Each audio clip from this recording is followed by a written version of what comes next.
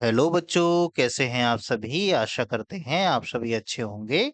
आज हम UP board class 6 गणित विषय की इकाई 5 बीजगणितीय अवधारणा इसकी अभ्यास 5 बी को सरल करेंगे। अभ्यास को आइए शुरू करते हैं। प्रश्न संख्या 1, निम्नलिखित को बीजगणितीय रूप में लिखिए। मतलब यहाँ पर जो हमें बातें दी गई हैं, इनको हमें बीजगणित के रूप में लिखना है। जैसे जैसे इनके सामने कहा गया है, वैसा वैसा काम इनके साथ में करना है। जैसे पहला, 6 और x का योगफल। मतलब 6 और x का योगफल, योगफल मतलब जोड़। इसका मतलब हुआ 6 के साथ x को जोड़ देना है। ये आपका आंसर हो जाएगा। x में से 7 घटाने पर शेष, यानी कि हमें x में से घटाना है 7।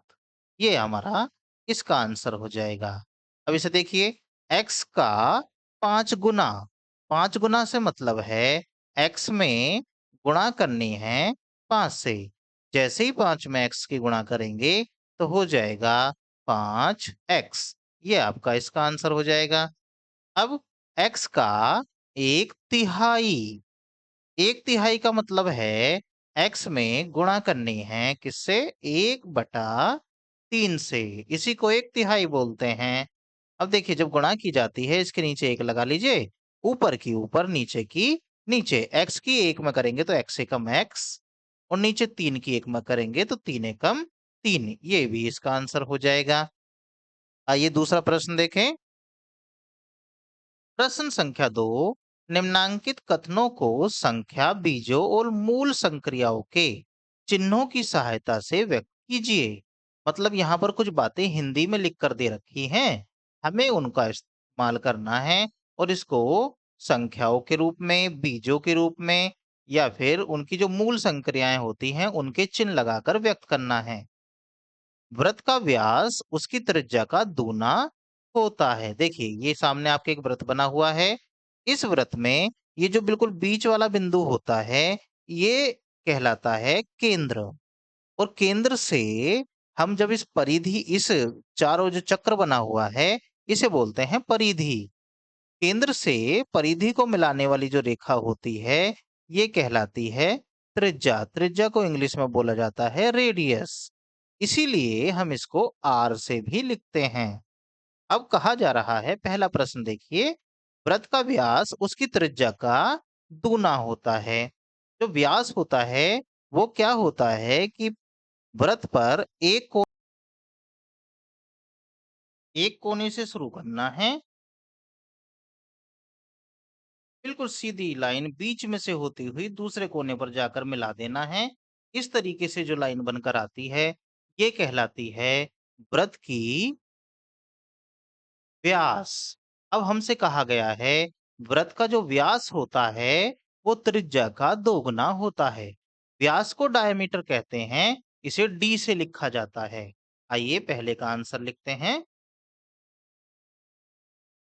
पहले में कहा गया है कि जो व्यास होता है ये होता है 2 गुना, दूना का मतलब 2 गुना, किसका 2 गुना?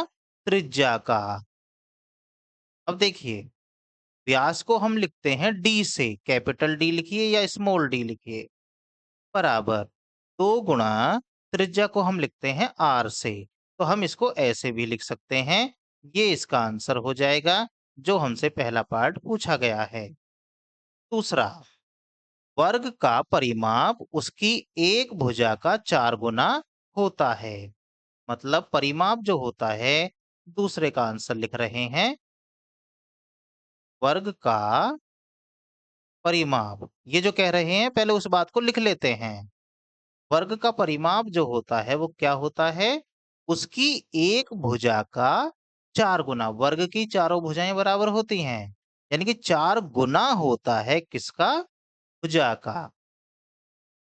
ऐसे अब परिमाप जो होता है उसको किसी एक अक्षर से दिखा दीजिए। मानकर चलिए मैं उसे पी से दिखाता हूं, बराबर 4 गुणा भुजा को किसी और अक्षर से दिखा दीजिए, एक्स ऐसे करके दिखा दीजिए। तो आपके सामने आंसर आएगा p बराबर 4x। ये आपका इसका आंसर हो गया। अब आइए तीसरा, आयत का क्षेत्रफल उसकी लंबाई और चौड़ाई का गुणनफल होता है। मतलब तीसरा पार्ट, आयत का जो क्षेत्रफल होता है, ये कह रहे हैं क्षेत्रफल जो होता है वो क्या है, वो लंबाई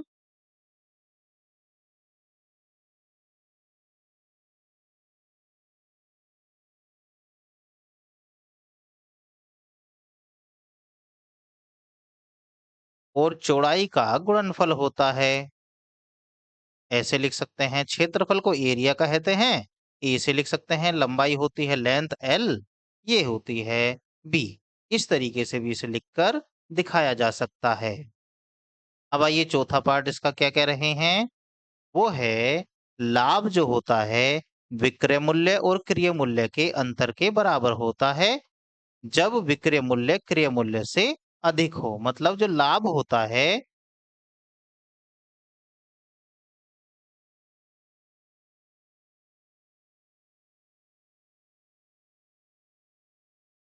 लाभ जो होता है वो विक्रय मूल्य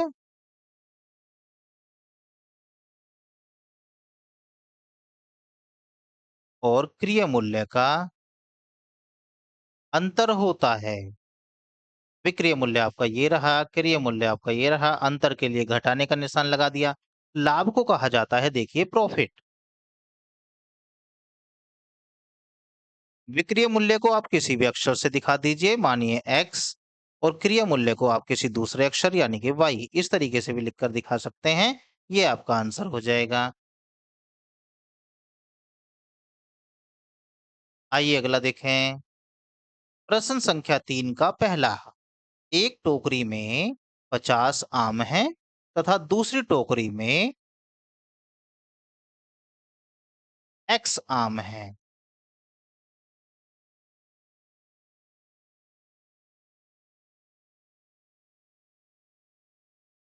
पहली टोकरी में दूसरी टोकरी से कितने आम अधिक हैं? मानकर चलिए ये दो टोकरियां हैं। इस तरीके से इस टोकरी में रखे हैं 50 आम और दूसरी टोकरी में रखे हैं x आम। ये हैं 50, ये हैं x। ठीक है। हमें ये बताना है कि जो पहली वाली टोकरी है इसमें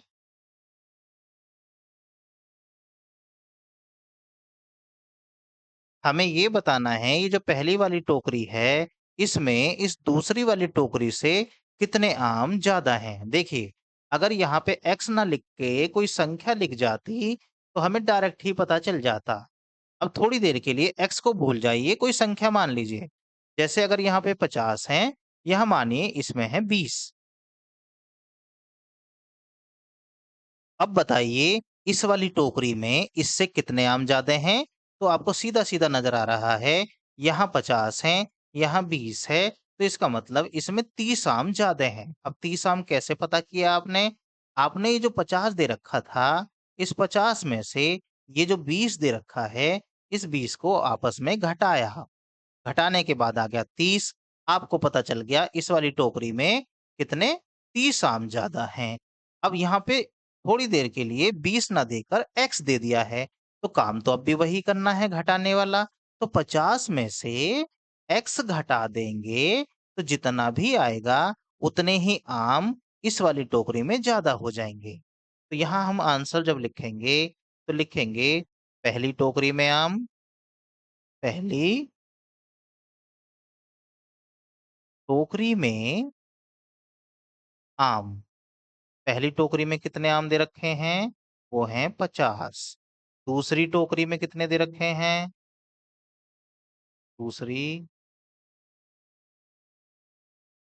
टोकरी में आम, वो दे रखे हैं x।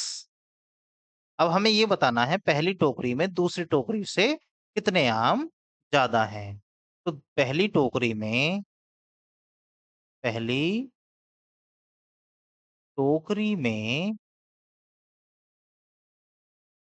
आम ज़्यादा हैं, बराबर कितने ज़्यादा हैं? 50 में से आपको x घटा देना है, इतने आम उसमें से ज़्यादा आएँगे। आइए इसका दूसरा पार्ट देखें। एक विद्यालय में कुल 100 छात्र हैं, ठीक है? जिसमें से x छात्र प्रदूषित जल पीने से बीमार हो गए, तो स्वस्थ छात्रों की संख्या ज्ञात कीजिए। अब इसे समझ लीजिए। कोई स्कूल है,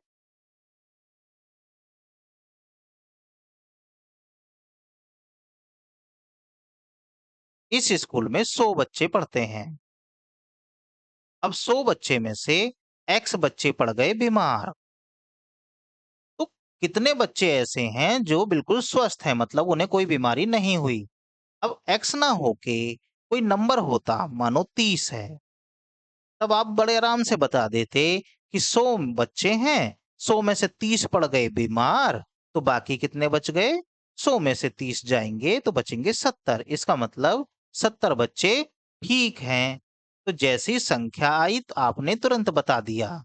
लेकिन यहाँ तो संख्या ना होके क्या दे रखा है? x। तो जो काम आपने यहाँ किया था वही काम यहाँ होगा। 100 में से 30 घटाया था तो तुरंत पता चल गया 70 बच्चे जो हैं बीमार नहीं हैं। ऐसे ही 100 में से x घटा देंगे तो पता चल जाएगी कितने बच्चे बीमार नहीं हैं। चलिए यही काम करते हैं। कुल छात्र कितने हैं? कुल छात्र हैं 100। अब जो हैं बीमार कितने हुए?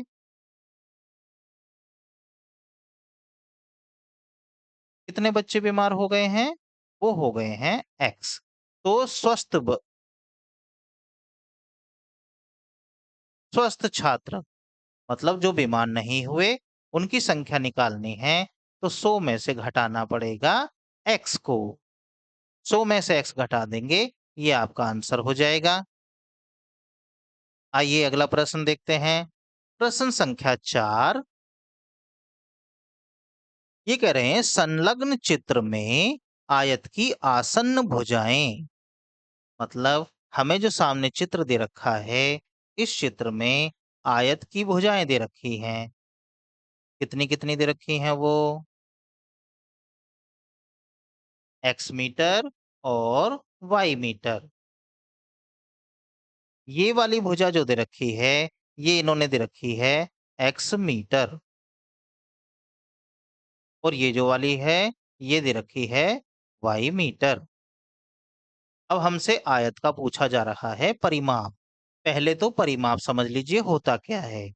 परिमाप होता है जब आप किसी एक कोने से शुरू करके इस इधर चलेंगे, फिर यहाँ पहुंच जाएंगे, यहाँ से फिर इस तरफ को जाएंगे, फिर यहाँ से फिर इधर पहुंच जाएंगे यहाँ पर, यहाँ से फिर ऊपर की तरफ चलेंगे ऐसे, और फिर यहाँ पहुंचने के बाद वापस यहीं पे आ जाएंगे। तो आप ये जो पूरा चक्कर घूमेंगे, इस पूरे चक्कर को ही हम कहते हैं परिमाप। क्योंकि ये आयत है, आयत का परिमाप निकालने का अपना सूत्र भी होता है। अब देखिए, यहाँ पर आयत की खास बात ये होती है कि उसके जो आमने-सामने भुजाएं पड़ती हैं, वो आपस में बराबर होती हैं। ये नीचे वाली है x, तो इसका मतलब ये ऊपर वाली भी हो जाएगी x। ये साइड वाली जो खड़ी भुजा है, ये है y, तो इसका मतलब इधर वाली भी हो जाएगी y। हमसे पूछा गया है आयत का परिमाप। आयत के परिमाप का सूत्र होता है आयत का परिमाप। क्या सूत्र होता है? वो होता है 2 गुणा लंबाई जमा चौड़ाई। या अगर आप परिमाप को निकालना चाहते हैं, पहले तो 2 गुणा लंबाई कितनी है? देखिए ये है लंबा यानी कि ये है x, चौड़ाई कितनी है? y। इसको ऐसे करके लिखिए, 2 की अंदर x में गुणा करेंगे तो 2x, फिर इस 2 की करनी पड़ेगी y में भी, तो 2y। ये आपका आंसर हो जाएगा। अब देखिए, आप अगर सूत्र नहीं लगाना चाहते, तो चारों साइड में जो भुजाएं दे रखी हैं, इन सभी को आपस में जोड़ दो। जोड़ने के बाद जो आंसर आएगा, वही आपका आंसर हो जाएगा। इस प्रश्नावली के शेष बचे हुए प्रश्नों को हम अगली वीडियो में सरल करेंगे। आशा करते हैं आपको ये सभी प्रश्न समझ आए होंगे। वीडियो को देखने के लिए आपका धन्यवाद। Thanks for watching.